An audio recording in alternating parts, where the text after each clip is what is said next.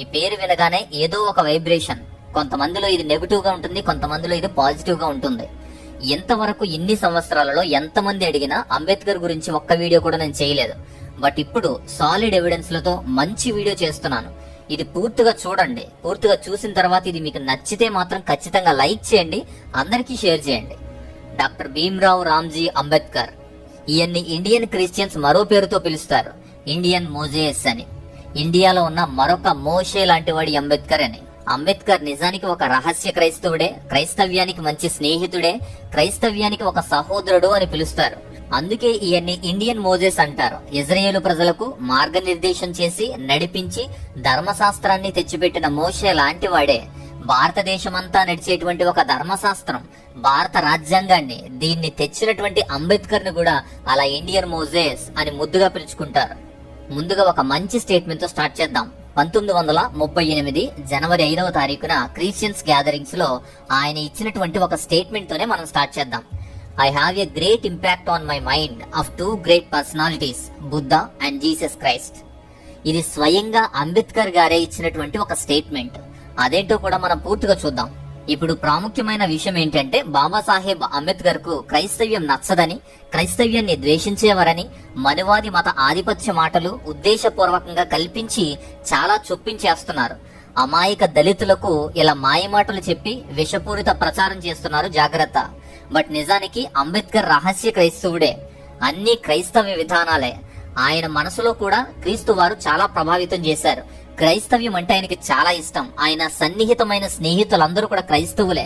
క్రైస్తవులతోనే ఎక్కువగా స్నేహం చేశాడని మాత్రం గమనించండి చరిత్రలో. 1938 జనవరి 5వ తారీఖున మహారాష్ట్ర షోలాపూర్ లో జరిగినటువంటి ఒక మీటింగ్ లో క్రైస్తవులతో ఆయన మాట్లాడుతూ అన్ని మతాలను అధ్యయనం చేసి వాటన్నిటి ద్వారా యేసుక్రీస్తు మరియు బుద్ధుడు మాత్రమే నన్ను ఆకర్షించగలిగారు అని బహిరంగంగా వారందరికీ ప్రకటించాడు. ఆయన అన్న మాటలు చెప్తాను చూడండి. ప్రపంచంలో అందుబాటులో ఉన్న మతాలు మరియు వ్యక్తిత్వాల నుండి నేను మతం తీసుకోవాలి అనేంత ఇద్దరిని మాత్రమే నేను పరిగణించాను, బుద్ధుడు మరియు యేసుక్రీస్తు మాత్రమే నన్ను ఆకర్షించగలిగారు అని. నాకు నా అనుచరులకు ఒక మతం కావాలి, మనుషుల మధ్య సమానత్వం, స్వేచ్ఛను బోధించేది క్రైస్తవ్యం అని ఆయన అన్న సందర్భాన్ని చూడండి. ఇది 1938 ఫిబ్రవరి 5వ తారీఖున జనతా అనేటువంటి పత్రికలో కూడా దీన్ని ప్రచురించారు. ఆ తర్వాత జ్ఞానోదయం అనేటువంటి పత్రిక మరలా దీన్ని రీపబ్లిష్ చేసింది, మళ్ళీ ప్రచురించింది. సో ఆ విధంగా యేసుక్రీస్తు వారు, బుద్ధుడు ఇద్దరిని కూడా ఆయన స్వీకరించాడు. క్రైస్తవ్యంలో అంబేద్కర్ తప్పుపట్టిన విషయం ఏంటంటే, వాళ్ళు రాజకీయాలకు దూరంగా ఉంటారు, రాజకీయ హక్కులు నోచుకోవడం లేదు, క్రైస్తవుల్లో ఇది పెద్ద తప్పు అని నేను భావిస్తున్నానని చెప్పి క్రైస్తవులకు దాని గురించి కొన్ని సలహాలు కూడా ఇస్తారు. జంగారే అని ఒక 3rd వాల్యూమ్ బుక్ లో పేజ్ నెంబర్ 142లో కూడా దీని గురించి వ్రాయబడి దీని గురించి చెప్పబడింది. సో యేసుక్రీస్తు అంటే చాలా ఇష్టం అంబేద్కర్ కి.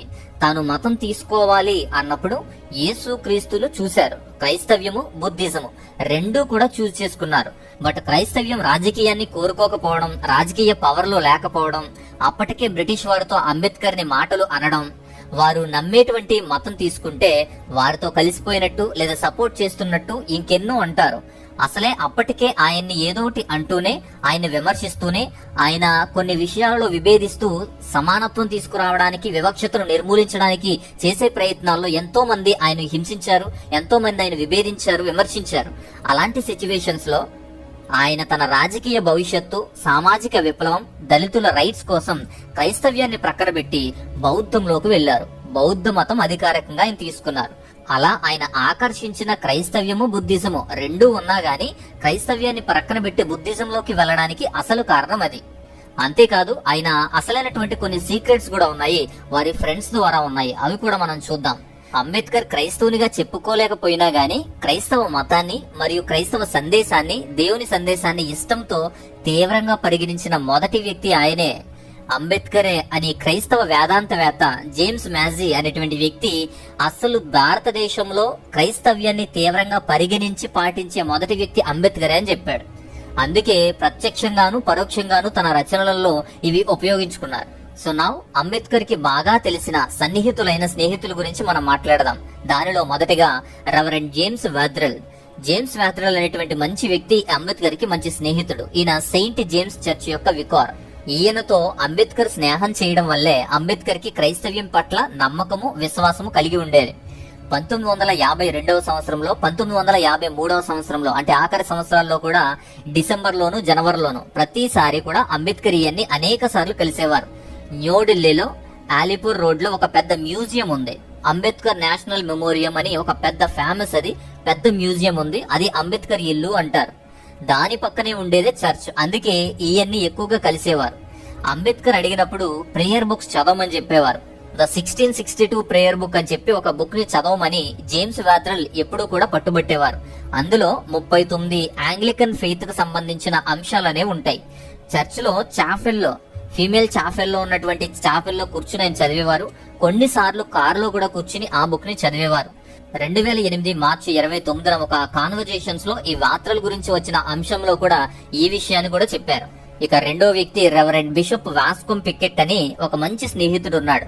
ఈయన భారతదేశంలో మెథడిస్ట్ చర్చ్ కి ఒక బిషప్. ఈయనే అంబేద్కర్ తో ఎక్కువగా స్నేహం చేసేవారు, ఎక్కువగా క్లోజ్ ఉండేది ఈయనతోనే. విషయం ఏంటి అంటే ఈ వాస్కోమ్ పికెట్ ని అంబేద్కర్ 2 సార్లు బాప్తిసం ఇవ్వమని కోరిన విషయాన్ని తన డైరీలో కూడా రాసుకున్నాడు. పికెట్ జాన్ టి సీమన్స్ రాసినటువంటి ఒక బుక్ లో the legacy of J Waskom Pickett international bulletin of missionary research అని చెప్పి 1989లో రాసినటువంటి ఆ బుక్ లో 123వ పేజీలో ప్రస్తావించిన విషయాలే దీనికి సాక్ష్యాలు. ఆయన బాప్తిసం గురించి అడిగిన విషయాలన్నీ కూడా ఈ గ్రంథంలో తెలియపరచబడ్డాయి. వాస్కమ్ పికెట్ బిషప్ గా ఎన్నికై బాంబేకి వెళ్తాడు. బాంబేకి నియమించబడతాడు. అక్కడే అంబేద్కర్ లా కాలేజీకి అధ్యక్షుడిగా పనిచేశారు. ఇద్దరు కూడా అక్కడ మంచి సన్నిహిత స్నేహితులు అయిపోయారు. ఇద్దరు తరచుగా కలిసి ప్రార్థన కూడా చేసేవారు. అంబేద్కర్ అక్కడ ప్రార్థించేవాడు ఆయనతో కలిసి. ఒక రోజు ఈ బాబాసాహెబ్ అంబేద్కర్ గారు ఈ పికెట్ ని క్రైస్తవునిగా బాప్తీసం ఇవ్వమని కోరాడు. అలా ఇవ్వమని అడిగేవాడు. కానీ తన రాజకీయ జీవితానికి ఇబ్బంది పడుతుందేమో అని భయపడి బాప్తీసం రహస్యంగా చేయాలి అని కోరుకునేవాడు. కానీ ఈ బిషప్ పికెట్ మాత్రం అది నిరాకరించి క్రీస్తును ప్రభువుగాను రక్షకునిగాను బహిరంగంగా అంగీకరించి తీరాలి అని పట్టుబట్టాడు. అప్పుడే బాప్తీసం ఇస్తాను అని. కానీ అంబేద్కర్ మాత్రం అలా చేయలేకపోయాడు. రహస్యంగా ఇవ్వమని బ్రతిమాలినా సరే ఈ పికెట్ అలా తీసుకోకూడదు, అలా ఇవ్వను, బహిరంగంగానే అది అంగీకరించాలి అని పట్టుబట్టేవాడు. కొంతకాలం తర్వాత నెహ్రూ మంత్రివర్గంలో న్యాయమంత్రి అయిన తర్వాత, భారతదేశానికి మొట్టమొదటి న్యాయమంత్రి అంబేద్కర్ అని అయిన తర్వాత తన 75,000 మంది అనుచరులతో కలిసి బౌద్ధిజం తీసుకున్నారు అంబేద్కర్ గారు. ఈ బిషప్ పికెట్ అంబేద్కర్ ని ఆఖరి సంభాషణల్లో క్రీస్తును అంగీకరించేటువంటి ఆశను కోల్పోయారా అని అంబేద్కర్ ఈ పికెట్ ని అడిగితే, లేదు, నేను మీకోసం ఇంకా ప్రార్థిస్తున్నాను, మీతో కలిసి చేసిన ప్రార్థన లాగానే నేను ఇంకా మీకోసం ఇంకా ప్రార్థిస్తున్నాను అని పికెట్ చెప్తాడు. అప్పుడు అంబేద్కర్ ఏమంటారంటే, దయచేసి ప్రార్థించండి, ఆ ప్రార్థనను అలా కొనసాగించండి, నేను ఇంకా తృప్తి చెందలేదు, నాకు బాప్తిజం ఇచ్చి మెథడిస్ట్ చర్చ్ లో చేర్చమని ఎప్పటికీ మిమ్మల్ని అడుగుతున్నాను అని అడుగుతాడు. బౌద్ధిజం తీసుకున్న తృప్తి చెందలేదని బాప్తిజం అడగవచ్చు అని పికెట్ కి తెలియపరిచిన కొన్ని రోజుల్లోనే అంబేద్కర్ కొన్ని రోజుల్లోనే చనిపోయారు. 1980లో రాసినటువంటి ఈ పికెట్ రాసినటువంటి మై 20th సెంచరీ ఒడిస్సీ అనేటువంటి ఒక గ్రంథంలో, India gospel literature service Bombay అనేటువంటి గ్రంథంలో 156వ పేజీలో రాసినటువంటి ప్రస్తావన ఇది. అలా ఈ వాస్కోమ్ పికెట్ గురించి, అంబేద్కర్ గురించి, వారిద్దరి మధ్యన ఉన్న స్నేహము, వారిద్దరి మధ్య ఉన్నటువంటి ఈ బాప్తిసం అనే అంశం గురించి ఈ 2 గ్రంథాల్లో కూడా మనకు తెలియపరచబడ్డాయి. ఇక మూడో వ్యక్తి బిషప్ సామ్యుయల్ అజారియా. ఈ సామ్యుయల్ అజారియా పూర్తి పేరు బిషప్ వేదనాయగం సామ్యుయల్ అజారియా. ఈయన ఆంధ్రప్రదేశ్ లో ఉన్న డోర్నకల్ డియోసిస్ కి మొదటి బిషప్. ఆంగ్లికన్ చర్చ్ లో మొట్టమొదటి భారతీయ బిషప్ ఈయనే. క్రిస్టియన్ హ్యూమనిజానికి మార్గదర్శకుడు ఈ అజారియా. ఆంధ్రప్రదేశ్ లో డోర్నకల్ ప్రాంతాల్లో పేద దళితుల మధ్య పనిచేసిన వాడిన. గాంధీ గారు ఈయన మతం మార్చుతున్నాడని చెప్పి చాలా విమర్శించేవాడు. గాంధీని చూసి చెప్పమని, గాంధీని రమ్మని అజారియా ఆహ్వానిస్తాడు. బట్ గాంధీ దాన్ని తిరస్కరించారు. అదే సమయంలో దళిత విముక్తి విజేత, గాంధీ వ్యతిరేకి అయినటువంటి డాక్టర్ బిఆర్ అంబేద్కర్ వేలాది మంది అనుచరులతో కలిసి హిందూ మతాన్ని విడిచిపెట్టాలని నిర్ణయించుకోవడం, కొత్త మతం కోసం ఆయన పరిశీలించేటువంటి టైం అది. 1936లో అజారియా అంబేద్కర్ తో ఇంటర్వ్యూ కూడా నిర్వహించారు. అప్పుడే ఈ గందరగోళాల్లో క్రైస్తవ్యం స్వీకరించాలి అనుకున్నప్పుడు ఆయనకి అడ్డు వచ్చిన వాటిని విమర్శిస్తూ వచ్చాడు. అందుకే వాటిని కోట్ చేస్తూనే చాలా మంది విమర్శిస్తూ ఉంటారు. క్రైస్తవులుగా మారితే ఒక చర్చిలో కలిసి అందరం ఉండగలమా? అన్ని కులాల వివక్ష నుంచి పూర్తి విముక్తి పొందగలమా అనే 2 ప్రశ్నలు అజారియాకి వేసినప్పుడు ఎస్ అని చెప్పలేకపోయాడు అజారియా. అందుకే క్రైస్తవ్యంలోకి రాలేదు. అందుకే అజారియా దక్షిణ భారతదేశంలో చర్చిల ఏకీకరణ కోసం ప్రయత్నించాడు. అలా ప్రయత్నించినప్పుడు అంబేద్కర్ సహాయం కావాలని అడిగితే అప్పుడు క్రైస్తవులపై ఉన్న లోపాలు కూడా చూపించి విమర్శించాడు అంబేద్కర్. ఆ లోపాలను సరిచేయడానికి విమర్శించేవాడు. క్రైస్తవ్యం గాని క్రీస్తుని గాని ఎప్పుడు ఆయన విమర్శించలేదు, దూరంగా లేడు. ఆ విషయాలను అజారియా తరచుగా గుర్తు చేసుకుంటూనే ఉన్నాడు. ఎస్బి హార్పర్ రాసినటువంటి in the shadow of Mahatma అనేటువంటి గ్రంథంలో, in the shadow of Mahatma bishop VS Azariah and the travels of the Christianity in British India అనేటువంటి గ్రంథంలో 291వ పేజీ నుంచి 351వ పేజీ వరకు ఉన్న విషయాలు గమనిస్తే ఇవన్నీ కూడా మనకు అర్థమవుతాయి. ఇక తర్వాత ఇంకొక వ్యక్తి మిసెస్ విల్డర్ డ్రెస్చర్ అనేటువంటి వ్యక్తితో కూడా ఈయన మంచి స్నేహం కలిగి ఉన్నాడు. అమెరికన్ మెథడిస్ట్ మిషనరీకి చెందినటువంటి వ్యక్తి. ఆయన అమెరికన్ ఫ్రెండ్. అమెరికాలో కొలంబియా యూనివర్సిటీలో చదువుకున్నప్పుడు అంబేద్కర్ కి ప్రేరణ అందించేటువంటి కొన్ని విషయాలకు సహాయం అందించాడు. అక్కడ ఆయనతో కలిసి పనిచేశారు కూడా. పీపుల్ అట్ బే అనేటువంటి శీర్షికను కూడా యుఎస్ ఎడిషన్ లో ప్రచురించారు. ఇలా యేసుక్రీస్తు వారి నుండి అనేక ప్రేరణలు పొందాడు. బైబిల్ నుండి కొన్ని విషయాలు కూడా పాటించారు, నేర్చుకున్నారు. వాటిని మన రాజ్యాంగంలో కూడా కొన్ని విలువలు వాటిని అమలు చేశాడు. జీసస్ అండ్ అంబేద్కర్ అనేటువంటి గ్రంథం ఉంది. జార్జ్ ఏ సెబాస్టియన్ రాసినటువంటి పుస్తకం, దీంట్లో కూడా కొన్ని వాస్తవాలు మనకు తెలుస్తాయి. కల్చర్ ఓవర్ క్రైస్ట్ అనేటువంటి బుక్ ఉంది, దీంట్లో కూడా కొన్ని వాస్తవాలు మనం చూస్తాం. అలాగే 1945లో అంబేద్కరే స్వయంగా రాసినటువంటిది what Congress and Gandhi done the untouchables అనేటువంటి ఒక గ్రంథం ఉంది. ఆ గ్రంథంలో కూడా ఎందుకు వీటిని దూరంగా ఉంచాల్సి వచ్చింది, ఎందుకు హిందూ మతాన్ని గాని హిందూ యొక్క ఈ కల్చర్ ని గాని ఎందుకు దూరంగా ఉంచాల్సి వచ్చింది, ఎందుకు మారాల్సి వచ్చింది అనే విషయాలు కూడా దాంట్లో ప్రస్తావించారు. ఇది హిందూ మత సంస్కరణ గురించి, గాంధీ తీరు గురించి, అన్టచబుల్స్ గురించి రాసినటువంటి గ్రంథం అది. 1938లో అంబేద్కరే స్వయంగా చెప్పినటువంటి ఒక మంచి విషయం, యేసుక్రీస్తు తన మనస్సులో గొప్ప ప్రభావం చూపించారని చెప్పాడు. బట్ దాన్ని మాత్రం ఎప్పుడు బయట పెట్టేవారు కాదు. 1932లో పూనా ఒప్పందం తర్వాత వారి ఒత్తిడి మేరకు హిందువులకు హాని కలిగించే విధంగా ఏమీ చెయ్యను అని వారికి హామీ ఇచ్చిన తర్వాత చాలా విషయాల్లో ఆయన తగ్గాడు, దూరంగా ఉన్నాడు. వారికి భయపడే క్రైస్తవులకు దూరంగా ఉన్నాడు, క్రైస్తవ్యానికి దూరంగా ఉన్నాడు. 1947లో గాంధీతో విభేదాలు రావడం వల్ల తన ఆలోచనలు మరలా మార్చుకుని ఉండొచ్చు. ముఖ్యంగా 1956లో అంబేద్కర్ రాసినటువంటి అందులో ఉన్న విషయాల్ని క్రోడీకరించి 1987లో writings and speeches volume number 3 ప్రకారం 166వ పేజీలో ఉన్నటువంటి విషయాలు కూడా మనం జాగ్రత్తగా గమనించుకోవచ్చు. అయితే మరొక విషయం ఏంటంటే ఏకాంత ధ్యానం అనేది ఎక్కువగా ఆయన ప్రకటించాడు. ఏకాంత ధ్యానం ద్వారా తన సొంత ఆత్మీయ జీవిత దీపాన్ని నింపుకోవడానికి విభజించబడింది.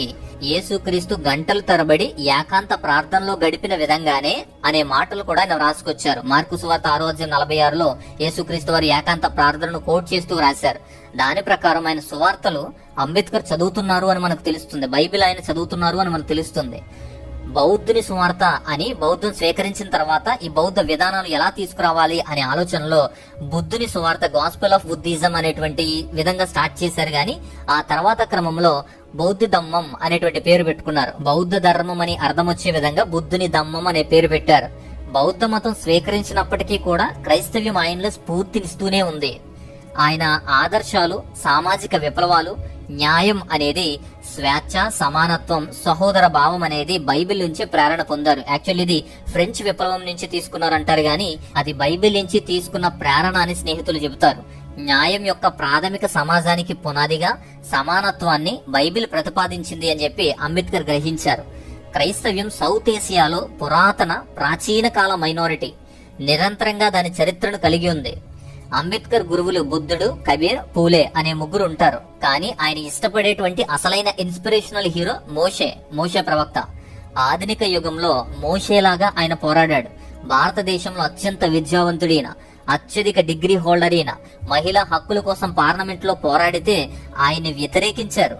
మొదటి న్యాయమంత్రి అయినటువంటి ఆయన అలా వ్యతిరేకించే ఆత్మాభిమానంతో రాజీనామా చేసేశాడు. బ్రాహ్మణిజం, కుల వ్యవస్థ, అసమానతలు, ఈ వివక్షలు ప్రజలను బయటకు తీసుకురావడానికి, వాటి నుంచి బయటకు తీసుకురావడానికే స్పిరిచువల్ జోర్డాన్ గా బౌద్ధంలోకి వెళ్లారు.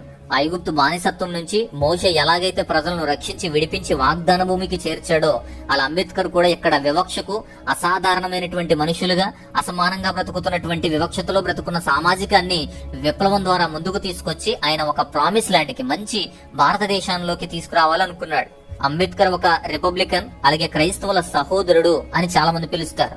అప్పుడు ప్రామిస్ ల్యాండ్, వాగ్దాన భూమి కోసం 40 సంవత్సరాలు సిద్ధపడిన విధంగానే అంబేద్కర్ కలలుగన్న స్వతంత్రం, సమానత్వం, కులరహిత సమాజం, వివక్షత లేని సమాజం అనే వాగ్దాన భారతదేశంలోకి ప్రవేశించడానికి 75 సంవత్సరాలు నిండినా కూడా, 75 సంవత్సరాలు అయిపోయినా కూడా ఇంకా నోచుకోలేకపోతున్నాం. అంబేద్కర్ వేసిన పునాది మీద ఇంకా ఆ సమాజాన్ని మనం చూడలేకపోతున్నాం. బాబా సాహెబ్ డాక్టర్ భీమ్రావ్ రామ్జీ అంబేద్కర్ విషయాలు ఇంకా చెప్పడానికి చాలా ఉన్నాయి. ప్రస్తుతం ఆయన పూర్తి హిందూ వ్యతిరేకి, అంటే ఈ అసమానతలు, వివక్షతలకు కారణమైంది కాబట్టి వాటిని ఎక్కువగా వ్యతిరేకించి వీడిపోయాడు. కానీ క్రైస్తవ్యంపై స్నేహం మాత్రం ఉంది. క్రైస్తవులకు మంచి స్నేహితుడు, మంచి సహోదరుడు, అంతేగాని విరోధి మాత్రం కాదు.